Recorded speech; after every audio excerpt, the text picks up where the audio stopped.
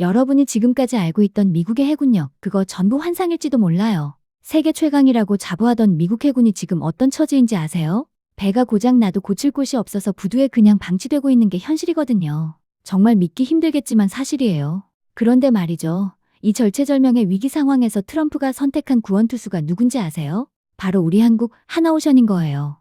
미국의 자존심이자 국가안보의 핵심인 군함과 핵잠수함을 한국의 손에 맡기겠다는 파격적인 제안이 왜 나왔는지 그 뒤에 숨겨진 거대한 판을 지금부터 제대로 보여드릴게요. 자, 상황이 얼마나 심각하냐면요. 현재 미국 해군은 중국의 엄청난 해군 확장세에 밀려 엄청난 압박을 느끼고 있거든요. 중국은 공장 찍어내듯 배를 만들어내는데 정작 미국은 예전에 그 많던 조선소들이 다 문을 닫아버렸어요.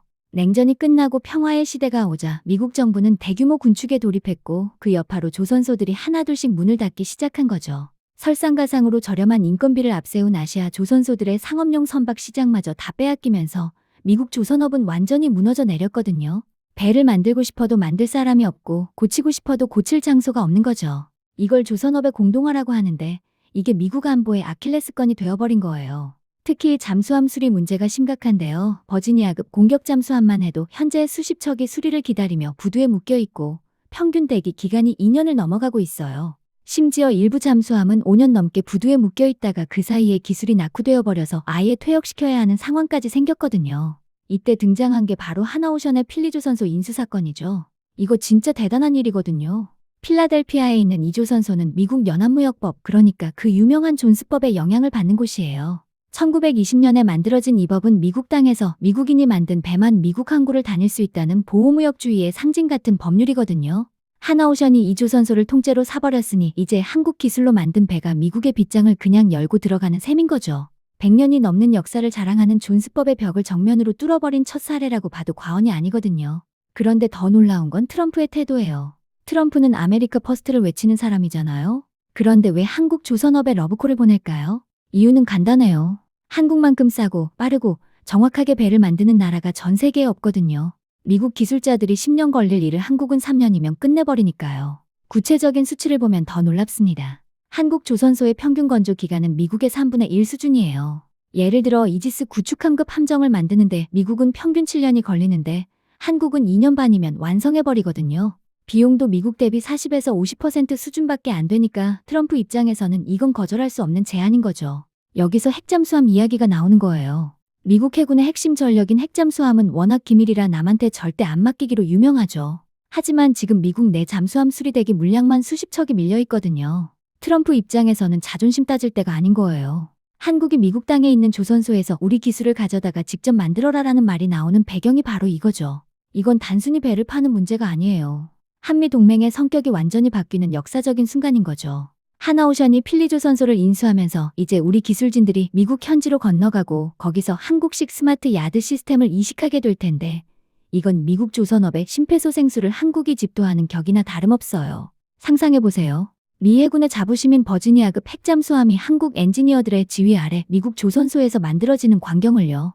이건 정말 전 세계 군사 전문가들이 경악할 만한 사건이거든요. 사실 미국 내에서도 반발이 없진 않았겠죠. 어떻게 외국 기업에 우리 군함 제조를 맡기느냐는 목소리도 있었을 거예요. 하지만 하나오션은 아주 영리하게 움직였죠. 단순히 배만 만드는 게 아니라 MRO, 즉 유지보수 시장부터 공략했거든요. 일단 고장난 배부터 고쳐주면서 우리가 얼마나 잘하는지 봐라라고 실력을 증명한 거예요. 해군 관계자들이 한국 조선소에 와보고는 입을 다물지 못했다는 후문이 파다하거든요. 공장 안이 너무 깨끗하고 모든 공정이 로봇과 데이터로 딱딱 맞아떨어지는 걸 보고 이게 바로 우리가 찾던 미래다라고 확신한 거죠. 하나오션의 거제 조선소에는 AI가 용접 품질을 실시간으로 검사하고 드론이 선체 곳곳을 점검하며 빅데이터 시스템이 수만 개의 부품 공급을 최적화하는 스마트 팩토리가 구축되어 있어요. 작업자 한 명이 태블릿 하나로 크레인 수십 대를 동시에 제어할 수 있고 1mm 단위의 정밀도로 거대한 철판을 재단해낼 수 있는 시스템이죠. 이런 걸 직접 본 미국 측 인사들은 이게 21세기 조선업이구나 라고 감탄했다고 해요. 트럼프가 한국 조선업의 도움 없이는 중국과의 해상 패권 경쟁에서 승산이 없다는 걸 누구보다 잘 알고 있는 이유예요. 중국은 지난 10년간 해군력을 폭발적으로 증강시켰거든요. 현재 중국 해군이 보유한 함정수는 350척이 넘어서 미국을 이미 추월했어요. 더 심각한 건 생산 속도예요. 중국은 1년에 구축함 4척, 프리기함 6척, 잠수함 5척을 찍어내고 있어요. 미국은 구축함 한 척 만들기도 버거운 상황이거든요. 이제 대한민국은 단순히 배를 잘 만드는 나라를 넘어 세계 최강대국의 안보를 책임지는 전략적 파트너로 급부상하게 된 거죠. 하나오션의 이번 행보는 그 시작일 뿐이에요.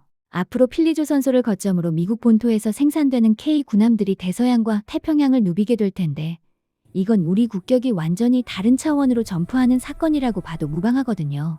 생각해보세요. 불과 70년 전만 해도 우리는 전쟁의 폐허 속에서 미국의 원조로 연명하던 나라였어요.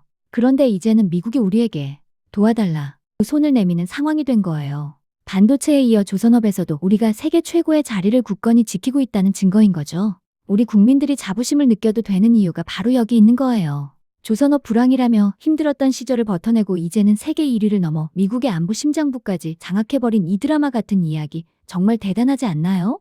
이건 단순한 비즈니스가 아니라 한미관계 70년 역사상 가장 파격적인 변화의 시작인 거예요. 결국 판은 짜졌고 주사위는 던져진 거예요. 하나오션이 열어젖힌 이 문을 통해 한국조선업은 이제 미국이라는 거대한 바다로 거침없이 나아가고 있거든요. 트럼프의 파격 제안이 현실이 되는 순간 전 세계 해상 패권의 지도는 완전히 다시 그려지게 될 거예요. 한국의 기술력이 미국의 안보를 지키고 그 힘이 다시 우리 경제의 새로운 동력이 되는 이 놀라운 선순환, 여러분은 어떻게 보시나요? 이제 우리는 단순히 배를 만드는 나라가 아니라 세계 질서를 재편하는 핵심 플레이어가 되었다는 사실을 잊지 마세요. 오늘 이야기가 가슴 벅차셨다면 주변에도 많이 알려주시고 앞으로 펼쳐질 이 위대한 여정을 끝까지 지켜봐 주세요. 더 좋은 소식을 듣고 싶으시면 구독과 좋아요 한 번씩 부탁드리겠습니다. 감사합니다.